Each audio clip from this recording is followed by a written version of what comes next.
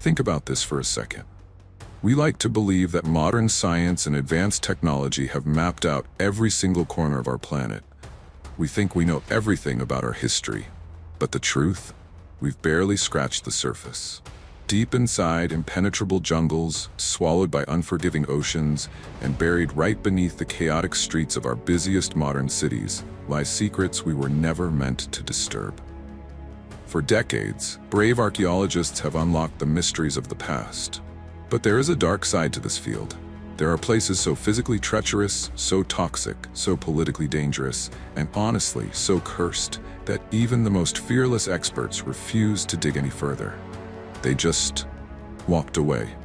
Today, we are taking you on a journey to 9 incredible ancient cities that archaeologists are simply too afraid to excavate, places where the past is screaming to be found. But the warnings to stay away are just too terrifying to ignore.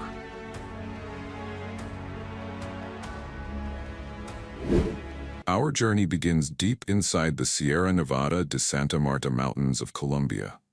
Here, completely swallowed by one of the most dense, impenetrable rainforests on Earth, lies Ciudad Perdida, literally translated as the Lost City. Built around 800 AD by the ancient Tairona civilization, this architectural marvel is actually 600 years older than Machu Picchu. It is a massive network of 169 stone terraces, carved directly into the steep mountainsides, connected by a dizzying labyrinth of tiled roads and endless stone staircases. For nearly 4 centuries, this city flourished, and then, during the Spanish conquest, it suddenly went silent. The jungle did what it does best. It reclaimed it, hiding it from the map for hundreds of years. So, if this city is older, larger, and historically just as significant as Machu Picchu, why has only a tiny fraction of it been excavated? Why haven't scientists cleared away the trees to reveal the entire metropolis? Because the jungle doesn't want us to. First of all, just getting here is a nightmare. There are no roads. To reach Ciudad Perdida, you have to survive a brutal, multi-day trek through vertical, muddy mountain trails. The air is thick with suffocating humidity, and the jungle is crawling with danger. This region is home to some of the world's most venomous snakes, including the infamous fer-de-lance pit viper, a creature whose bite can be fatal within hours, and you are days away from the nearest hospital. One wrong step off the path, and you're completely on your own. But the physical danger is only half the story. The history of this place is stained with modern violence. When local grave robbers stumbled upon the ruins in the 1970s, they didn't call scientists. They started looting. They dug up gold artifacts and sold them on the black market, leading to bloody, armed turf wars right here on these ancient terraces. Later, the area became a heavily militarized stronghold for drug cartels and guerrilla forces. For decades, coming here didn't just mean risking a snake bite, it meant risking your life in a crossfire. Even today, with the military clearing out the cartels, archaeologists face another roadblock, one born out of deep spiritual respect. The indigenous descendants of the Tairona, the Kogi people, still live in these mountains. They look at Ciudad Perdida not as an archaeological playground, but as a sacred, living sanctuary. The Kogi believe that the ancient stones hold the spiritual balance of the entire planet. They have warned modern researchers that digging deeper into the earth, turning over the stones and removing artifacts will disturb the spirits and unleash a cosmic catastrophe. Faced with a brutal environment, a history of violence, and the solemn warnings of the city's spiritual guardians, archaeologists have made a choice. They have stopped digging. They left the majority of the city buried under centuries of roots and soil, proving that some secrets are protected by forces too powerful to disrupt.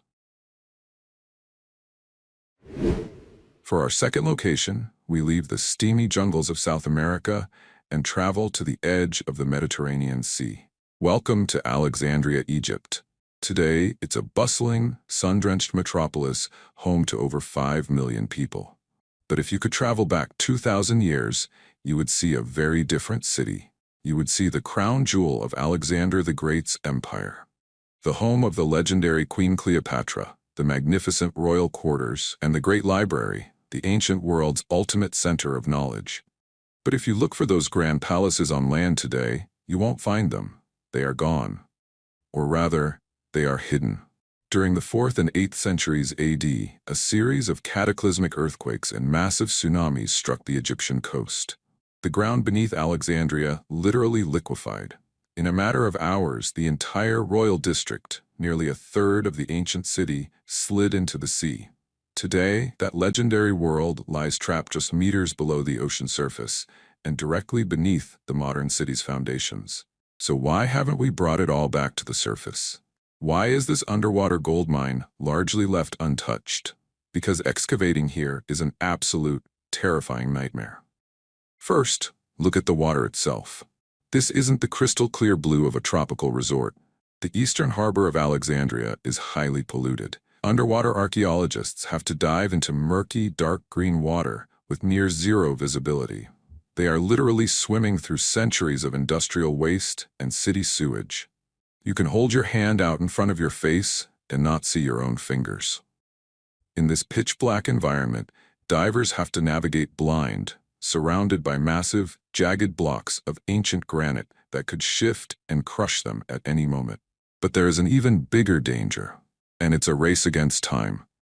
The rising sea levels and the highly acidic nature of the polluted water are actively destroying the ruins. The salt water is eating away at the ancient limestone. Archaeologists are terrified that if they try to lift these fragile waterlogged structures to the surface, the sudden change in pressure and air exposure will cause them to instantly crumble into dust. And what about the parts of the city still on land? Well, they are buried directly beneath modern Alexandria. To dig them up, you would have to demolish historic buildings, shut down major economic ports, and risk collapsing the foundations of a crowded modern city. The greatest mystery of all still haunts this place, the lost tomb of Alexander the Great and the final resting place of Cleopatra. Experts know they are out there, somewhere, trapped in the dark mud beneath the waves or under a modern street. But between the toxic water, the crushing weight of the modern city, and the fragile state of the ruins, Alexandria's greatest treasures remain locked in a watery grave, too dangerous and too delicate to ever fully disturb. For our third location, we travel to Europe, to one of the oldest and most vibrant cities in Italy, Naples. On the surface, it is a chaotic, beautiful explosion of life, famous for its narrow alleys, historic churches, and noisy, crowded streets. But right beneath the feet of those unsuspecting locals and tourists lies a dark, mirror version of the city. A massive 400-kilometer labyrinth of tunnels, aqueducts, and colossal caverns hidden 40 meters below the ground. This is Napoli Sotterranea, the Naples Underground. It all started 2,400 years ago when the ancient Greeks began mining this area for tufa, a soft, light volcanic rock, to build the city's surface walls. When the Romans took over, they expanded these quarries into a mind-blowing, hyper-connected aqueduct system that supplied water to the entire region for centuries. Fast forward to World War II, and these same pitch-black chambers were converted into massive bomb shelters, saving tens of thousands of lives from airstrikes. Walk through these tunnels today, and it feels like stepping into a frozen twilight zone. You can still see abandoned children's toys from the 1940s, rusted vintage cars, and ancient Roman brickwork sitting side by side. So with centuries of layered human history waiting down there, why have archaeologists stopped digging? Why is the vast majority of this underground empire still locked away in total darkness? Because digging here could literally cause the modern city above to collapse. Remember that volcanic stone, tufa? While it's easy to carve, it is also highly unstable over long periods. Modern Naples is incredibly dense and heavy. Millions of tons of concrete, asphalt, and towering historic apartments are sitting directly on top of these hollow, ancient vaults. Over the years, the structural integrity of this underground world has been severely compromised. Centuries of illegal waste disposal have filled many chambers with toxic garbage, creating pockets of hazardous gases. Even worse, broken modern sewage lines and heavy rains are constantly leaking into the tufa rock, turning it into a soggy, crumbling sponge. Archaeologists are terrified. Every single time they clear a new tunnel or remove a pile of ancient debris, they risk altering the pressure balance holding up the earth. One wrong strike of a chisel, one unexpected structural shift, and it could trigger a catastrophic chain reaction of massive sinkholes, literally swallowing entire modern neighborhoods above. It is a high-stakes psychological game. Archaeologists know that the deeper they dig into Naples' ancient past, the more they endanger its modern future. And so the remaining miles of this silent, dark underworld are left untouched. A ghost city holding up a living city, waiting for a single mistake to bring it all crashing down. For centuries, the entire world believed that Plato's story of Atlantis, a magnificent city swallowed by the sea in a single day and night, was nothing more than a myth, a moral fairy tale. But what if I told you that Atlantis might have been real?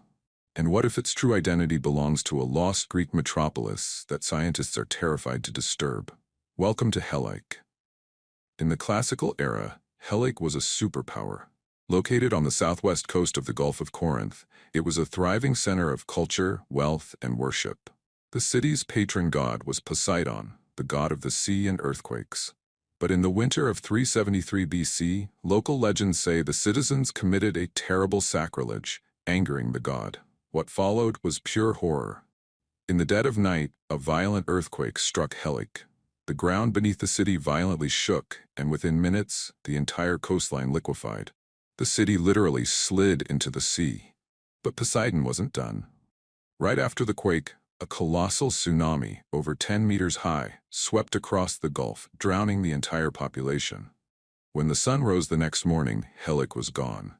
A whole civilization completely wiped off the face of the earth. For nearly 2,400 years, explorers searched the deep waters of the Gulf for Helike, finding nothing. It became a ghost story. But in 2001, a team of archaeologists made a shocking discovery.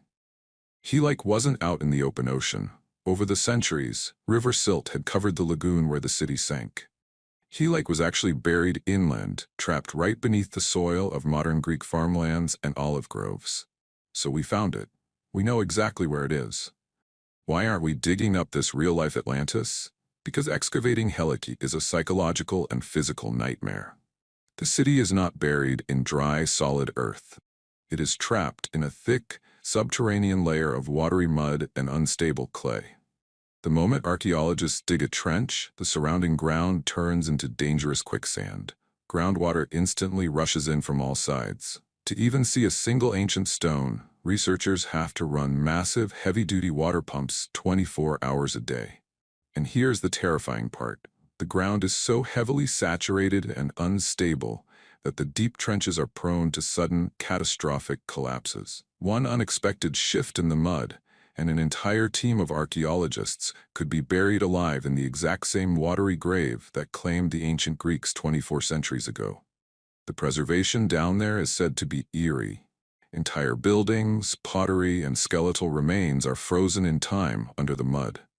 But the earth here behaves like a living monster, fighting back against anyone who tries to uncover its secrets. And so, Helike remains mostly untouched, sleeping in its dark, muddy tomb, a stark reminder that when Poseidon claims a city, he never intends to give it back. So far, we've looked at cities trapped under modern streets or buried in mud. But for our fifth location, we are heading into a green hell, a place where nature, humans, and history have teamed up to create an absolute no-go zone for science. This is the legendary underground city of Akakor, hidden somewhere deep within the unexplored borders of Brazil and Peru. According to Amazonian tribal lore, Akakor was built thousands of years ago by an advanced, mysterious civilization. It is described as a sprawling subterranean kingdom connected by massive tunnels, housing priceless ancient archives and unimaginable hoards of gold. For decades, the mere whisper of Akakor has driven explorers mad with gold fever. But here's the thing. Akakor carries a terrifying body count. In the 1970s and 80s, high-profile explorers, journalists, and treasure hunters ventured into this specific sector of the Amazon to map the ruins. Many of them vanished without a trace. Others, they turned up dead, with bullet holes or mysterious poison arrow wounds. The most famous case is Karl Brugger, a German journalist who wrote a best-selling book about the city. Shortly after its publication, he was shot dead in broad daylight on the streets of Rio de Janeiro. The files on his research? Stolen. It's as if a dark, unseen hand is violently erasing anyone who gets too close to the truth. So, why don't modern, heavily funded archaeological teams just fly in with military escorts and dig it up? Because the Amazon rainforest doesn't care about modern science. The area where Akakor is rumored to exist is completely unmapped and geographically hostile. But the human element is even more terrifying. This region is a lawless wasteland heavily controlled by violent drug cartels, illegal gold miners, and heavily armed traffickers who use the dense canopy to hide their smuggling routes. They will shoot strangers on sight.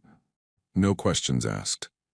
On top of that, the jungle itself is fiercely protected by uncontacted indigenous tribes. These tribes are legally protected by the Brazilian government, and they are fiercely hostile to outsiders, defending their territory with deadly force. Between the cartels, the uncontacted tribes, the flesh-eating diseases, and the curse of death hanging over anyone who searches for it, mainstream archaeology has declared Akakor a complete taboo. No university will fund a dig here. No scientist is willing to lose their life for ancient stones. Akakor remains a ghost in the jungle, a golden empire fiercely guarded by the deadliest elements on Earth, proving that some legends are wrapped in too much blood to ever be uncovered. When most people think of Egyptian archaeology, their minds instantly go to the Great Pyramids of Giza, the Valley of the Kings, or the crowded sunlit temples of Luxor.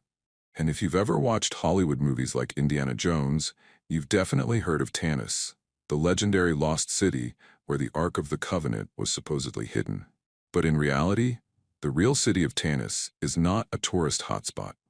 It sits mostly abandoned, wind-swept, and isolated in the northern Nile Delta. This is tragic because historically, Tanis was an absolute superpower. During the 21st and 22nd dynasties, it was the wealthy, glittering capital of Egypt. It was a metropolis filled with towering obelisks, massive granite statues, and royal tombs that actually rivaled the treasures of King Tutankhamun. So why is this ancient capital left in ruins? Why are archaeologists so hesitant to launch a massive, full-scale excavation here? Because Tanis is being eaten alive by an invisible toxic enemy. Unlike the dry, preserving sands of southern Egypt, the Nile Delta is an entirely different environment. The soil here is highly saturated with groundwater. But this isn't normal water. It is packed with highly corrosive, aggressive salts. Over the decades, as the water table rises, these toxic salts seep directly into the porous limestone and granite structures of Tanis. When the damp stone is exposed to the hot desert air during an excavation, the water evaporates, leaving behind massive salt crystals. These crystals expand inside the stone, literally blowing it apart from the inside out. Archaeologists face a horrifying dilemma. If they leave the temples buried, they cannot study them. But the moment they dig them up and expose them to the air, the ancient inscriptions and royal carvings begin to rapidly flake off, disintegrate, and turn into white powder within just a few years. To dig up Tanis is quite literally to sentence its treasures to death.